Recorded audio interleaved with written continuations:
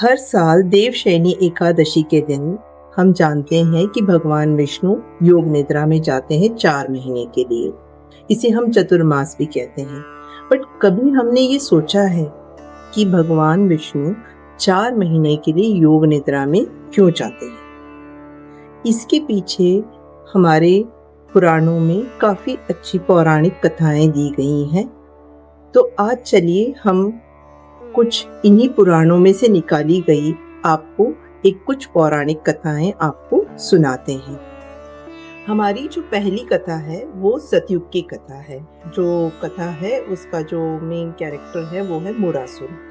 वो एक बहुत ही शक्तिशाली असुर था जिसने कि देवराज इंद्र को युद्ध में परास्त किया और इंद्रलोक पे अपना आधिपत्य जमा लिया। देवराज इंद्र परेशान थे और वो ऋषियों के साथ मदद मांगने भगवान शिव जी के पास गए। भगवान शिव जी ने कहा कि इस परिस्थिति में मैं आपकी मदद नहीं कर सकता हूँ, अगर कोई कर सकता है तो वो है भगवान विष्णु। तो ऋषियों ने और इंद्र ने सब देवताओं ने मिलके भगवान विष्णु की पूजा की।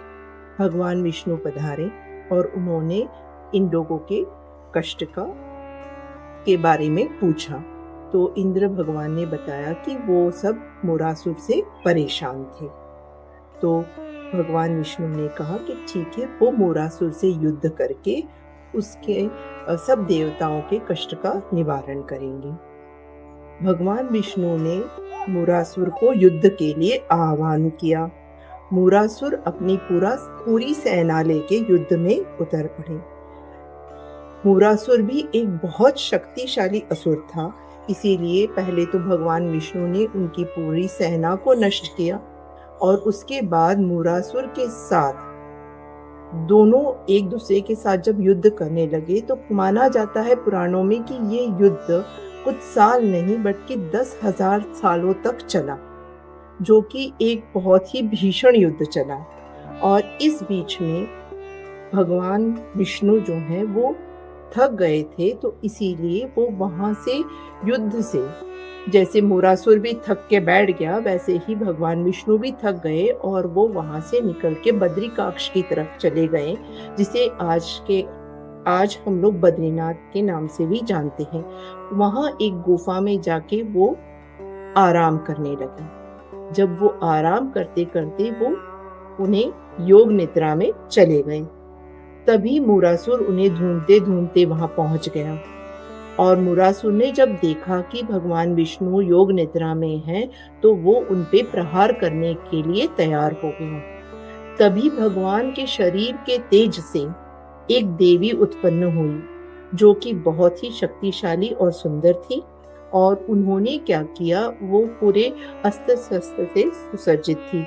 उन्होंने तुरंत मुरासुर से युद्ध करना प्रारंभ कर दिया और उन्होंने मुरासुर का सर से धड़ अलग कर दिया और वो खुद भगवान विष्णु के रक्षा में खड़ी हो गई। जब भगवान विष्णु योग निद्रा से जागे तो उन्होंने देखा कि मुरासुर वहां उसका सर से धड़ अलग हुआ मरा पड़ा था और देवी उनकी रक्षा कर रही थी।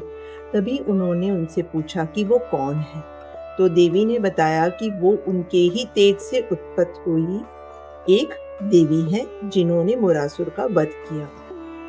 श्री हरि विष्णु उनकी बातों से बहुत प्रसन्न हुए और उन्होंने उन्हें नाम दिया एकादशी।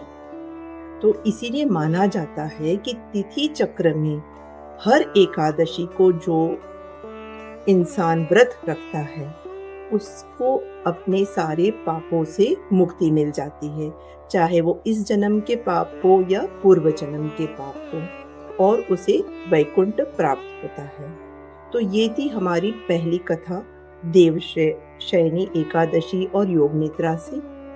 अब हमारी दूसरी कथा है। ये भी एक बहुत ही रोचक कथा है जिसे कि श्रीमद् भगवत पुराण में भी बताया गया है और फिर इसको पद्म पुराण में भी बताया गया है। और ये कथा है राजा बाली की। राजा बाली भी एक असुर थे, जो कि एक बहुत ही शक्तिशाली असुर थे, जिन्होंने तीनों लोकों पर विजय प्राप्त कर लिया था। और विजय प्राप्त करके वो एक विष्णु भक्त भी माने जाते हैं, और उन्होंने विजय प्राप्त किया था और वो अपना शासन बहुत अच्छी तरह से निभा रहे थे।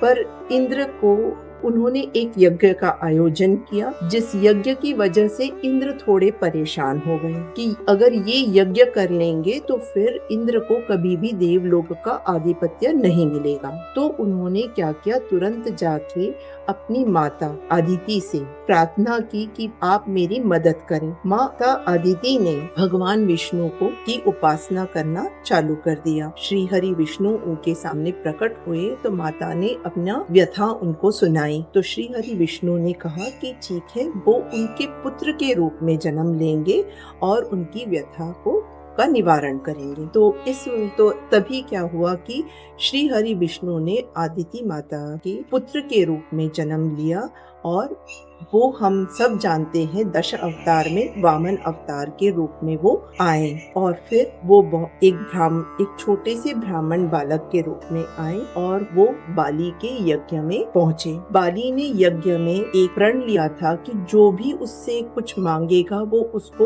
उसके लिए कभी मना नहीं करेगा। तो जब वामन अवतार के रूप में श्री हरि विष्णु वहाँ पहुँचे तो जो बाली के गुरु हैं, जो कि शुक्राचार्य हैं, उन्होंने पहचान लिया कि ये श्री हरि विष्णु ही है, और उन्होंने बाली को पहले से आगाह भी किया। पर बाली अपने जो शपथ था उससे बंधा हुआ था, या प्रण से बंधा हुआ था, तो उसने कहा जो जो मांगेगा आज मेरे सामने मैं उन्हें मना नहीं कर सकता हूँ। तो इसीलिए जब वामन की बारी आई मांगने के लिए, तो बाली जानते हुए भी वो पीछे हटा नहीं, और उसने डट के वामन से बोला कि जो मांगना है मांगो। तो वामन ने उनसे कहा कि मुझे 3 पग जितना जमीन की आवश्यकता है, आप मुझे दे सकते हैं क्या? तो राजा बाली बोले कि ठीक है, आपको 3 पग चाहिए, आप ले लीजिए। तो जो वामन इतना छोटा सा था, वो एक तरह से बढ़ने लगा, और बढ़ते बढ़ते इतना बड़ा हो गया कि उनका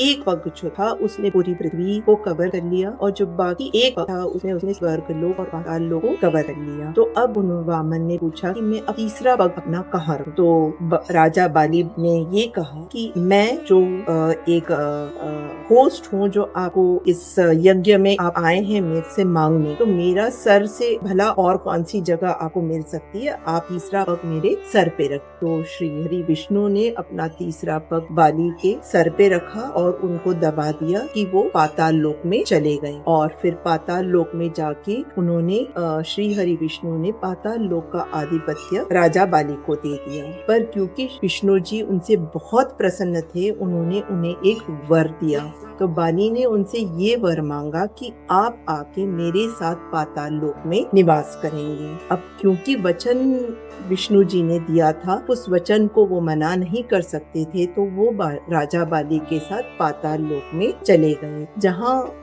माना जाता है कि वो 4 माह के लिए वहाँ बाली के साथ रहे। बट क्योंकि विष्णु जो हैं वो संचालक हैं पूरी यूनिवर्स के, और वो पाताल लोक में जाके राजा बाली के साथ रहने लगे, तो यहाँ पे थोड़ा सा त्राही मच गई, क्योंकि संचालन हिल गया और माँ लक्ष्मी भी परेशान हो गई। तो इसीलिए माता लक्ष्मी खुद पाताल में गई और बाली को अपने रक्षा धागा बांध के रिलेशन बनाया एक भाई का।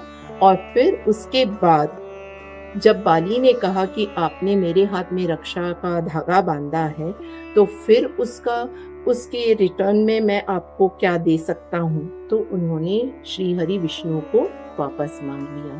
तो इसीलिए ये माना जाता है कि 8 महीने के लिए विष्णु इस जगत का संचालन करते हैं, और 4 महीने के लिए वो योग निद्रा में जाते हैं। तब उस पृथ्वी का जो संचालन है वो शिव जी, गणेश जी हैं, हमारे पितृ हैं, और फिर माता दुर्गा हैं और माँ लक्ष्मी। ये सारे देवी देवता हैं जो कि पृथ्वी का संचालन का भार अपने ऊपर लेते हैं। मुझे आशा है आप सबको ये कथाएं बड़ी रोचक भी लगी होंगी, और फिर मैं चाहूँगी कि अगर आप इससे प्रभावित होते हैं और आपको ऐसे सब और कथाएं या फिर आपको ऐसे एस्ट्रोलॉजिकल फैक्ट्स में इंटरेस्ट है, तो प्लीज़ लाइक, शेयर और फॉलो कीजिए एस्ट्रोकार्मिक को। धन्यवाद।